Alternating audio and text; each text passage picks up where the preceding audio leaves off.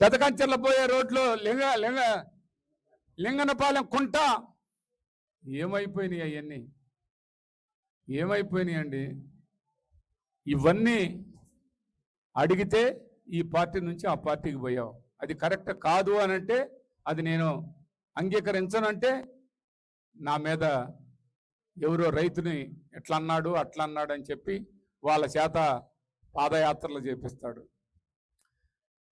ఇప్పుడు ఇక్కడున్న మదమంచిపాడు నుంచి పెరమాలపల్లి పోయే రోడ్లు 50-60 ఎకరాలు గుండ్లకమ్మ వాగుని సొంతం చేసుకొని చెరువులు వేసుకొని నాగార్జున సాగర్ నీళ్ళన్నీ అక్కడ స్టాకు పెట్టుకొని వ్యవసాయ భూములకి నీళ్లు లేకుండా మీరు అనుభవిస్తున్నారు. ఇది మీ కథ. వీటన్నిటిని ప్రోత్సహిస్తున్నటువంటి ఇక్కడున్న శాసనసభ్యుడు ఆయన చెబుతాడు, ఆయన ఏందో లడా మాట్లాడుతున్నాడు. ఏంది నీ లడాయి? ఏంటి అంట నీ బడాయి? నీ లడాయి ఏంది? నీ బడాయి ఏంది? నువ్వేందో అది చేశాను ఇది చేశాను. ఏమి చేసావబ్బా? పీకావా అని అంటూ ఏం పీకాలా? ఏం పీకాలి? నువ్వు పీకింది ఏంటో చెప్పు, అది మేము కూడా పీకుతాం. నువ్వేం పీకావు? నువ్వు అది పీకావా ఇది పీకావా అంటే ఏంటండి ఆంజనేయులు గారు? మీరు పీకేదేదో ఇప్పుడు ఈ మక్కిన మల్లికార్జునరావు గారు ఈ నీళ్ళన్నీ ఎల్లబెట్టుకొని చెరువులు చేపలు పట్టుకుంటున్నా. నువ్వు ఏదన్నా ఉంటే నువ్వేమన్నా మాట్లాడావా? లేదు. నువ్వేదో చెప్పావు, నేను వరిక పుడిశాలు చేస్తాను, గ్రామాన నీళ్ళు ఇస్తాను. గ్రామం నీళ్ళు ఇచ్చే కంటే ఉన్న నీళ్ళని బయటికి పంపకుండా జాగ్రత్తగా ప్రజలకి నీళ్ళు అందించే పరిస్థితి నువ్వు తీసుకురావాలని నీకు ఈ సందర్భంగా తెలియపరుస్తున్నాను. నీకేదో వాళ్ళెవరో పెద్ద తెలివి కల్లోళ్ళు అన్నానని నిన్ను తెలివి కల్లోడు అనలేదని నువ్వు ఏర్చిపడతా ఉన్నావు.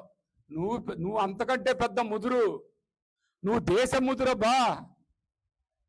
నేను చెంచలగూడు జైలుకు పోయిండు అని ఎవరు సొమ్ము తీసుకొని పోయాను?